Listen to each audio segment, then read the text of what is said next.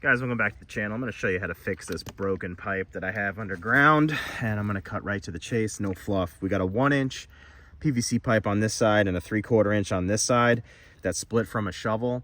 What we're going to want to do is create a continuous pipe here again. So the first step we're going to do is to cut off the 1-inch pipe. It doesn't matter where. I have more 3/4. Pro tip, if you're going to go ahead and cut PVC pipe, get yourself some of these ratcheting cutters with the point right here. This guidance point helps keep your cut square, and it penetrates the pipe before it starts to make the slice, so it prevents an old pipe from getting shattered. So once you have the pipe cut, what we want to do is make sure our fittings are going to fit. So I have 1-inch to 3/4, which are right here. This side's 1-inch, this side's 3/4. These are slip fittings. So this is going to go on one side of the pipe. The 3/4 is going to fit in this side, but the next thing we want to do is clean out some of the dirt under here, because you're going to be spinning around primer and PVC cement, and you don't want any dirt in there. Okay, so I pushed some of the water out of this 1-inch because this is the supply line, and these aren't perfectly planar, but quite honestly, the world's not perfect, so you're going to have some tricky conditions when you get underground. It's okay though, so this method works all the time. So right here we got a really weird edge where it broke, so I'm just going to trim this 3/4 back a little bit to a spot I know I can get a clean cut on. We got some dirt in this line, which will be problematic for if you have sprinkler heads attached to your stuff. You don't want to send that dirt through your sprinkler head, so be mindful that if you do have debris in your line, open up your sprinkler head nozzles first, if this is an irrigation system you're repairing, and run that dirt out before you run your sprinklers. So I know that these are dirt free. I can feel that they're clean, but a good, if you want to wipe them with a rag, that's fine, but the primer is what'll take care of that anyhow. So what we want to do now is add a coupler to the 3/4 side, which is this side, and I'm going to add a coupler, which is this is 3/4 on each side, and this will let me bring some 3/4 inch to mate up to the 1-inch. So here we go in the process. It always starts with primer. Don't skip primer. Don't try to skip primer, because what it does is it etches the pipe on the inside. Some people call it a cleaner. I've seen a couple YouTube videos call it a cleaner. It's technically what it's doing, but it etches the inside of the PVC, so it allows it to create a much stronger bond with the cement. So I'm primering both sides of this 3/4 fitting, and then I'm going to apply my glue. I'm running with the medium blue, but you can run with the clear. In this application, I'm running with the blue. So I'm going to coat the inside of my fitting and the exterior of my 3/4. I'm going to go ahead and slip this fitting on, and you're going to push it and then give it a 1/4 turn twist and hold for 10 seconds if you can. And this will create a nice receiving end for the 3/4 to bring it over to this 1-inch. That's pretty good. Now we know we have primer in there. We know we're going to add 3/4 inch piping to this branch line for the sprinkler head.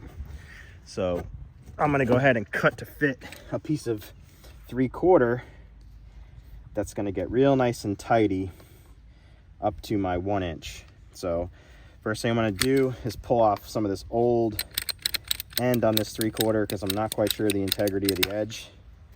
And then I'm going to go ahead and bring in, we know that that's going to sit right about there in the middle of the fitting, and this is about where it's going to join up. So I'm going to come back about 1/8 of an inch on where that's going to mate up to it, and run a cut. Watch your fingers with this thing, it will rip right through your finger.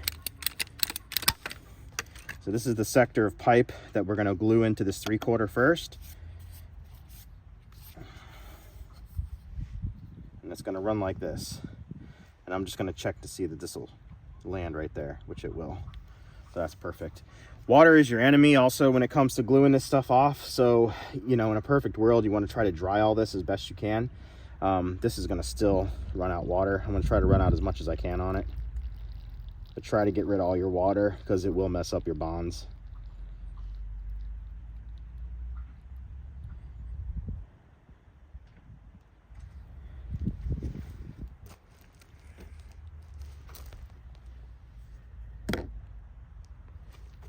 And I decided the way I want to do this repair is add my coupler to my 1-inch side first.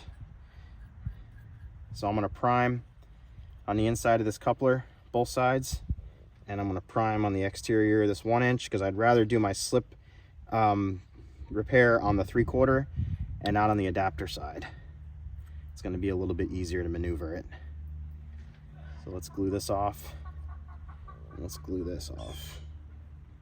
And the more you do this, the tighter you're going to be with your glue and your primer. I'm by no means a plumber by trade, so mad respect to the plumbing trade. Again, push and twist and hold. This will glue off our adapter that goes from 1-inch to 3/4 PVC.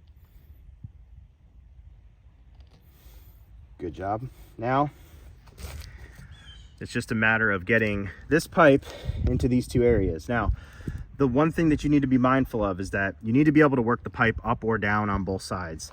If you can't work the pipe up or down on both sides, you're going to want to use a flex repair, but I really don't like those because the integrity of that flexible pipe is not as great as the integrity of the PVC, so it is a failure point down the road. Sometimes that's the only case that you can use, but in this case, I'm going to try to attempt this repair without doing a flex joint in here. I do have some water in here that I want to take care of first. I'm going to dry that up.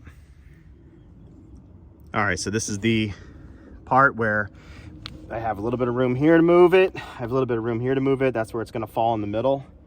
Everything's primed. So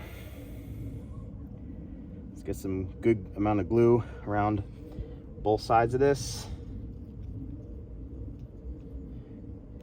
And slip it together and hold it. That's the whole point of this video right there. Make sure you hold it. Don't let it get wiggly on you. So here's a look at the repair one more time, close up with the camera off the tripod. 3/4 going out to the fixtures. Here's our repair. There's our adapter. And there's our 1-inch. I was able to unearth it back about 4 feet, 3 feet. You may not have that luxury. So again, the whole point of this is to show that the pipe on each side needs to be able to go up or down, and ideally some shift left to right. If it doesn't have that, you might be better off doing a coupling slide repair, which basically is gonna make it to where you cut back your repair joint about 1/4 of an inch on each side, and you have just enough room to slip a coupling one way and then bring it back the other and kind of make up the balance in the middle. The problem with that is you're really depending on that pipe to only bond on half of that normal coupling joint. So I have seen those fail. So you have the flex coupling repair option, or the best bet is to try to get these pipes to work up and down a little bit so you can gain that difference in height up and down to make that lateral repair when it needs to slip into the fitting. Here's a look at the glues I was using. PVC cement, which is just the medium blue PVC, and then the purple primer. Don't skip the primer, always run primer. Here's a shot at the brake, which is here. And then these are my cutters that I used, Lowe's Cobalt style ratcheting cutters. I'll throw a link down below where you can get some off Amazon, and then some 3/4 inch PVC. So hope this video helped you guys out in repairing a broken PVC pipe underground. And if you have any questions or a better way to do it, put them down in the comments below and I'll get you in the next one. Later.